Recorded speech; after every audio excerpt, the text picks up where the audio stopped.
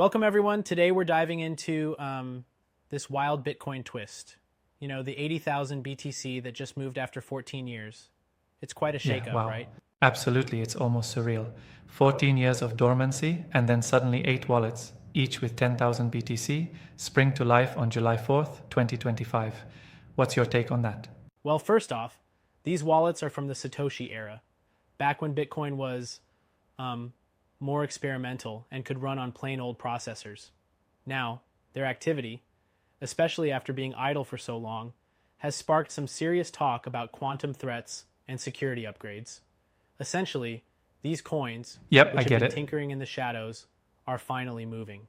Right, and what's super intriguing is that they didn't send them directly to exchanges. They moved the coins to new SegWit addresses. Doesn't that indicate a deliberate upgrade in security? Exactly. It's like they were saying, we're moving, but not the old way. Moving to SegWit addresses, which are designed to be more resistant to quantum computing threats than older P2PK and reused addresses, shows some serious strategic thinking.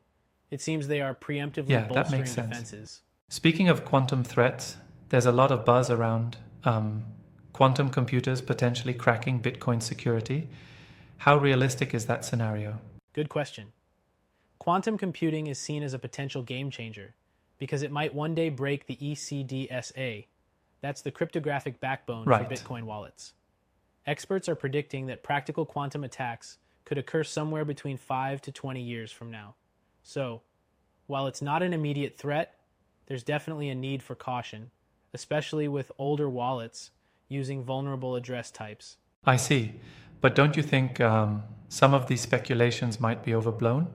Quantum computers are still in their early stages after all. That's a valid challenge. There's a lot of hype, and some claims may be more speculative than factual.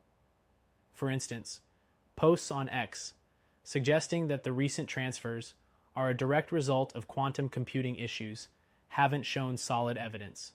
Still, it's a wake-up call, especially considering approximately 5.9 million BTC in vulnerable addresses overall. Interesting. So, in a way, these moves can be seen as a proactive measure against a potential risk. But then there's also all that chatter about OP return messages. What's the deal with those? Ah, yes, the OP return messages.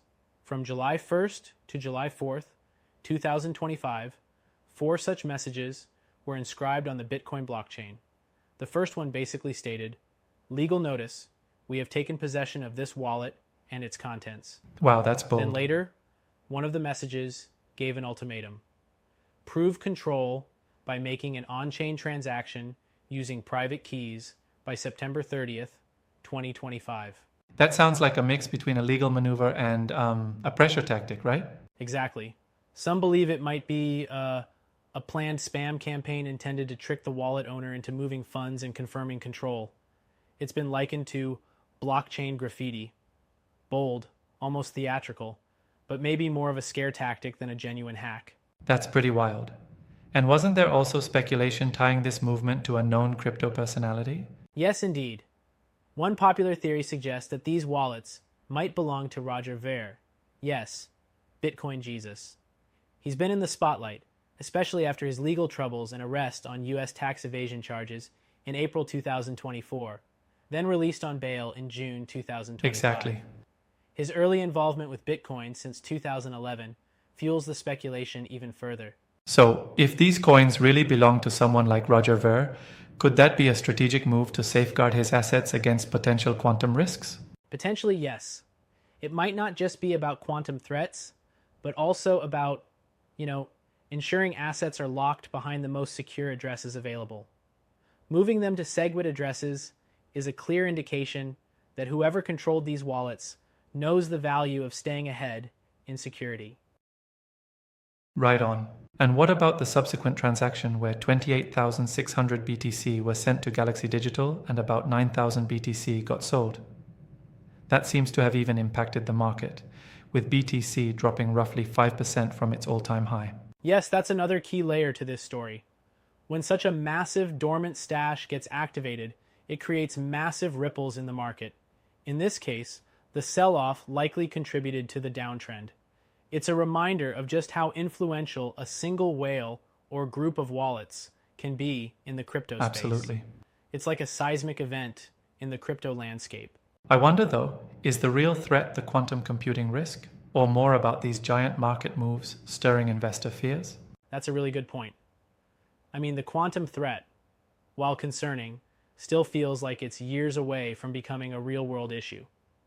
In contrast, these market moves, like the massive sell-off, are tangible and have immediate effects. It's sort of like a theoretical storm versus that's true. an actual market quake. Both scenarios are important, but for different reasons. Also, I can't help but think some of this might be a mix of both reality and speculation. The design to move funds to SegWit addresses feels very calculated, doesn't it? Yeah, absolutely. It shows foresight. Even if the quantum threat isn't here yet, the developers and wallet managers are upgrading security sooner rather than later. It really emphasizes that in the crypto world, staying ahead of Right, being potential proactive can save you big trouble is later. key. So, where do you see this all heading? Are we going to see more moves like this spurred by quantum fears? Or is this a one-off event? I think it's a bit of both. On one hand, it's a one-off historic move from an old whale that caught the community's attention. But on the other, it sets a precedent. With proposals pushing to phase out wallets vulnerable to quantum attacks, like the Bitcoin improvement proposal led by Jameson Lopp, the community is clearly gearing up for what might be an inevitable transition. It's a sign that innovation in security is as constant as market volatility.